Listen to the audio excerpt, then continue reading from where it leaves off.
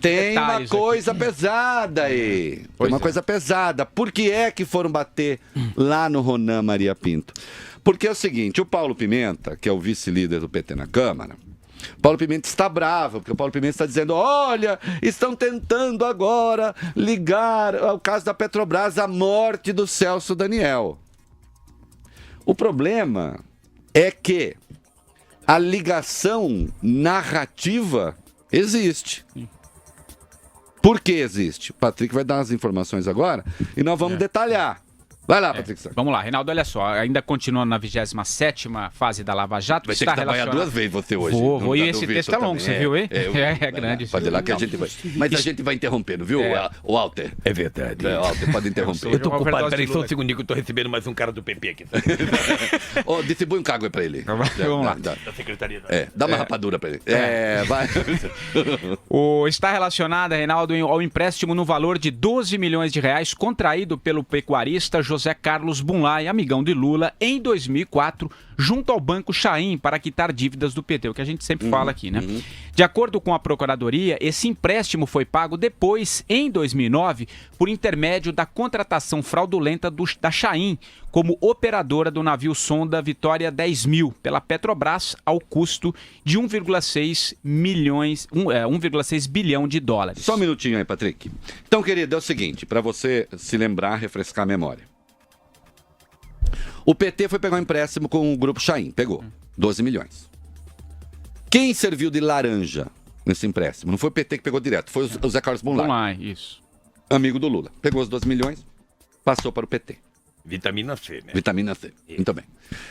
Em 2009, esses 12 milhões já tinham se transformado em 60 milhões. Porque você sabe que banco é assim, né? Uma coisa é você deixar o seu dinheiro no banco, outra coisa é você pegar empréstimo no banco, né? Você deixa lá, não rende nada, você continua pobre. Se você pegar um empréstimo, você pode perder o braço, não é isso? Eu já perdi o dedo, né? Perdeu o dedo, é isso. 60 milhões. O PT não pagou esse empréstimo. Mas? Não pagou. Aí se fez um acordo e o Grupo Chaim passou a ser o operador de um navio sonda da Petrobras. Contrato, 1,6 bilhão de dólares. E aí o dono do Grupo Chaim disse, não precisa mais pagar nada. Ou seja, quem pagou o empréstimo do PT? A Petrobras. Isso é conversa. Não! Quem confessa que foi assim é um dos donos do Grupo Chaim, o Salim Chaim. O Nestor Cerveró e o Fernando Baiano dizem que o Lula sabia de tudo e colaborou para fazer esse acordo.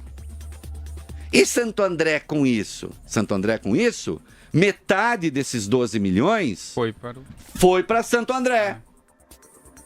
Segundo o Ministério Público, para pagar uma chantagem que o Ronan, segundo o Ministério Público, e um grupo de empresários local fazia com o Lula e com o Gilberto Carvalho. Ou vocês me dão 6 milhões... ou eu relaciono vocês à morte do Celso Daniel. Assassinado em 18 de janeiro de 2002. Refresco a memória de vocês. Segundo o Ministério Público Estadual que investiga, o Celso Daniel foi assassinado numa tramóia de petistas locais para esconder um esquema de desvio de dinheiro. Na prefeitura. Na prefeitura. Mas como esconder esquema de desvio? A tese é, estaria havendo um desvio do desvio. O desvio para o partido... Desvio para o partido, esse o Celso conhecia. Só que um grupo ligado ao Celso estaria desviando dinheiro em proveito próprio. O Celso teria descoberto e tentado impedir. E segundo a tese do Ministério Público, foi assassinado. E segundo a acusação do Ministério Público, quem tramou o assassinato foi o Sérgio Sombra, que era seu amigo pessoal. Que jantou com ele jantou na noite anterior no Rubaiá. Aqui do lado? Aqui do lado. E aí nós vamos ver por que esse jantar acabou tendo importância. Eu já falo já. Vai, segue. Vamos lá. E a Operação Carbono 14 foi deflagrada a partir do depoimento da delação como você disse, do ex-diretor da estatal, Nestor Severo. Segundo ele, os 12 milhões que Bulay obteve no empréstimo junto ao Banco Chaim, 6 foram repassados a Ronan Maria Pinto, como você acabou de dizer. O próprio pecuarista confirmou a história. Conforme revelou a revista Veja, em 2012... Então, só um pouquinho, Patrick, de novo, querido. Atenção, querido ouvinte. O Bulay disse que o dinheiro foi para Santo André. O próprio amigo do Lula. O Bulay disse que o dinheiro foi para Santo André. O dono do Banco Chaim disse que o empréstimo era para o Bulay, não era para o PT, e que o empréstimo não foi pago. Hã? Não é coisa da oposição. Não é coisa do Reinaldo Azevedo. Não. Não, é coisa do partido. Deles lá. Do meu amigo Bulay. Tô chateado. Né, companheiro? É verdade. É verdade. E de cuidar de gado, eu falei pra ele. Falei pra ele. A gente dançou uma quadrilha tão... comprar sal grosso pros boi, pra engordar.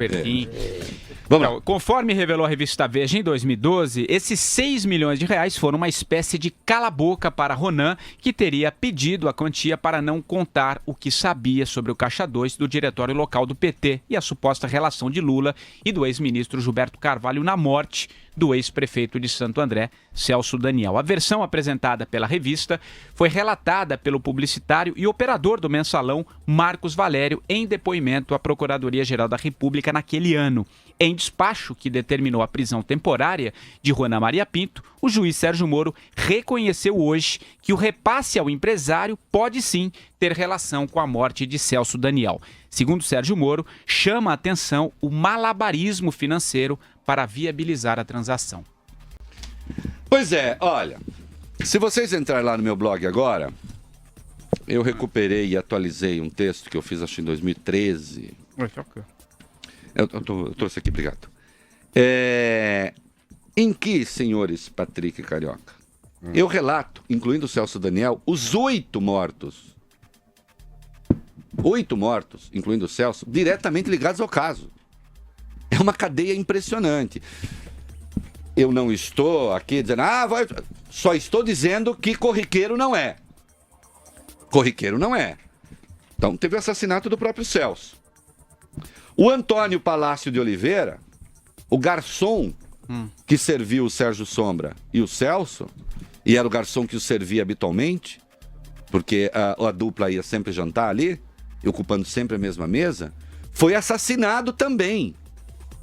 Há uma conversa de uma das pessoas do grupo deles lá de Santo André com o próprio Sombra em que se pergunta, o garçom era o mesmo? Era o de sempre? Era o de sempre. Mais do que isso. Esse garçom estava com documentos falsos. Mais do que isso, esse garçom recebeu 60 mil reais na conta, não se sabe de onde. E ele ganhava 400 reais por mês.